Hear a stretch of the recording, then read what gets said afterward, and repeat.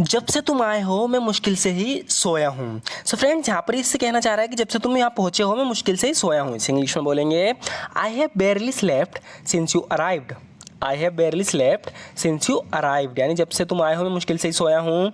I have बेयरली slept since you arrived. तुम बहुत ज़्यादा शोर कर रहे हो। इसे इंग्लिश में बोलेंगे you are making so much noise. You are making so much noise, यानी तुम बहुत ज़्यादा शोर कर रहे हो। You are making so much noise. ना तो तुम सो रहे हो और ना ही मुझे सोने दे रहे हो। इसे इंग्लिश में बोलेंगे you are neither sleeping nor letting me sleep. You are neither sleeping nor letting me sleep, कह रहा है कि ना तो तुम खुद सो रहे हो और ना ही मुझे सोने दे रहे हो। You are neither sleeping nor letting me sleep. तुमने मेरी सारी मेहनत बेकार कर दी। तो इसने इसका कोई बना बनाया काम बिगाड़ दिया, तो कह रहा है कि तुमने मेरी सारी मेहनत बेकार कर दी। इसे इंग्लिश में बोलेंगे you ruined all my hard work. You ruined all my hard work, यानी तुमने मेरी सारी मेहनत बेकार कर दी। You ruined all my hard work. अब मुझे फिर से शुरुआत से शुरू करना पड़ेगा। इसे इंग्लिश में बोलेंगे now I have to start all over again.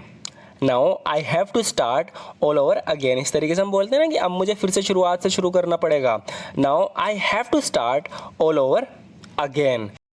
अब से अपने हाथ मेरे सामान से दूर रखना है। इसे इंग्लिश में बोलेंगे from now on keep your hands of my stuffs. From now on keep your hands of my stuff, यानी अब से अपने हाथ मेरे सामान से दूर रखना। From now on keep your hands of my stuff.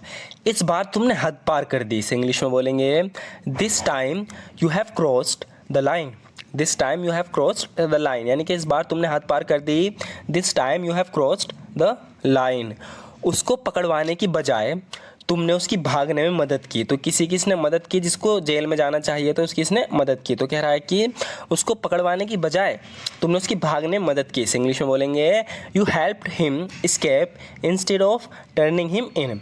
Turn in का मतलब होता है किसी कैदी को पकड़वाना, यानी उसे पुलिस के पास ले जाना। ये एक फ्रेजल वर्ब है, तो इसलिए यहाँ पर ये कह रहा है यू हेल्प्ड हिम एस्केप, तुमने उसकी भागने में मदद की। Instead of turning him in, उसको पकड़वाने की बजाय।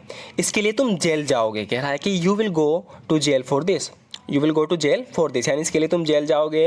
You will go to jail for this. अगर हम उन्हें बता भी देते तो कोई हम पर विश्वास नहीं करेगा। कह रहा है कि अगर हम उन्हें बता भी दें तो कोई हम पर विश्वास नहीं करेगा। इस इंग्लिश में बोलेंगे no one would believe us. No one would believe us, यानी हम पर कोई विश्वास नहीं करेगा। No one would believe us even if we told them, अगर हम उन्हें बता भी दें। No one would believe us even if we told them, अगर हम उन्हें बता भी दें तो कोई हम पर विश्वास नहीं करेगा। क्या इस बारे में सबको इन्फॉर्म करना ज़रूरी है?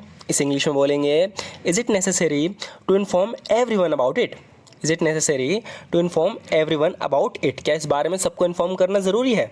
Is it necessary to inform everyone about it. मैं